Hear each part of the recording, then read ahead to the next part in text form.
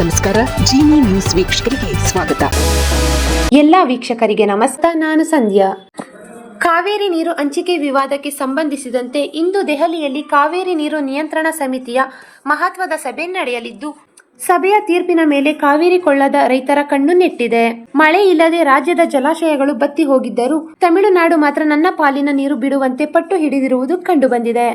June ಮತ್ತು July ತಿಂಗಳಲ್ಲಿ ತಮಿಳುನಾಡಿಗೆ ಹರಿಯಬೇಕಿದ್ದ ನೀರಿನ ಪಾಲನ್ನು ಬಿಡುಗಡೆ ಮಾಡುವಂತೆ ಆ ರಾಜ್ಯದ ಪ್ರತಿನಿಧಿಗಳು ಹಿಂದಿನ ಬಲವಾಗಿ ವಾದ ಮಂಡಿಸಲಿದ್ದಾರೆ.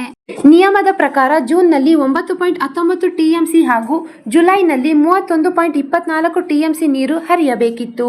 ಆದರೆ ಈವರೆಗೆ ಕೇವಲ 3.5 ಟಿಎಂಸಿ ನೀರು ಮಾತ್ರ ಹರಿದಿದೆ ಎಂದು ತಮಿಳುನಾಡು ಖ್ಯಾತಿ ತೆಗೆದಿದೆ ಎನ್ನಲಾಗಿದೆ.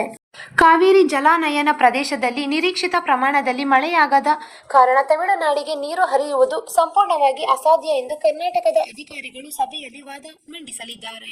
ಕಾವೇರಿ ಕೊಳ್ಳದ ಕೆಆರ್ಎಸ್ ಸೇರಿದಂತೆ ಪ್ರಮುಖ ಜಲಾಶಯಗಳಲ್ಲಿ ನೀರಿನ ಮಟ್ಟ ತಳ ಕಾಣುತ್ತಿದ್ದು, ಈಗಿರುವ ಅಲ್ಪ ಸ್ವಲ್ಪ ನೀರನ್ನು ಕೇವಲ ಕುಡಿಯುವ ನೀರಿನ ಉದ್ದೇಶಕ್ಕೆ ಮಾತ್ರ ಮೀಸಲಾಗಿಡಲಿದೆ ಎಂದು ಸ್ಪಷ್ಟಪಡಿಸಲಿದ್ದಾರೆ ಎಂದು ವರದಿಗಳು ತಿಳಿಸಿವೆ. ಕರ್ನಾಟಕ ಮಂಡಿಸಲಿರುವ ಪ್ರಮುಖ ವಾದಗಳು ಏನೆಂದರೆ, ಕುಡಿಯುವ ನೀರಿಗೆ ಮೊದಲ ಆದ್ಯತೆ, ಬೆಳೆಗಳಿಗಿಂತ ಕುಡಿಯುವ ನೀರಿಗೆ ಹೆಚ್ಚಿನ ಆದ್ಯತೆ ನೀಡಬೇಕೆಂಬ ಸುಪ್ರೀಂ ಕೋರ್ಟ್ ತೀರ್ಪಿನ ಅಂಶವನ್ನು ಸಭೆಯ ಮುಂದಿಡಲಾಗಿದೆ. ಎರಡನೆಯದಾಗಿ, ಡೆಡ್ ಸ್ಟೋರೇಜ್ಗಿಂತ ಕೆಳಗೆ ಇಳಿಯುವ ಆತಂಕ.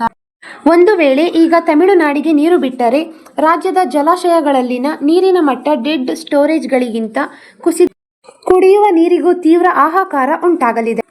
ಅಂತಿಮವಾಗಿ ಸಂಕಷ್ಟದ ಪರಿಸ್ಥಿತಿ.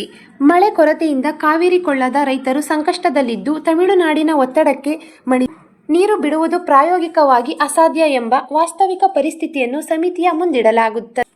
ರಾಜ್ಯದ ಜನಜೀವನ ಹಾಗೂ ಕುಡಿಯುವ ನೀರಿನ ಹಿತದೃಷ್ಟಿಯಿಂದ ಹಿಂದಿನ ಸಭೆಯಲ್ಲಿ ಕರ್ನಾಟಕದ ಅಧಿಕಾರಿಗಳು ಯಾವ ರೀತಿಯ ಸಮರ್ಥನೆ ಮಾಡಲಿದ್ದಾರೆ ಮತ್ತು ಸಮಿತಿ ಯಾವ ತೀರ್ಪು ನೀಡಲಿದೆ ಎಂಬುದು ಕುತೂಹಲ ಮೂಡಿಸಿದೆ.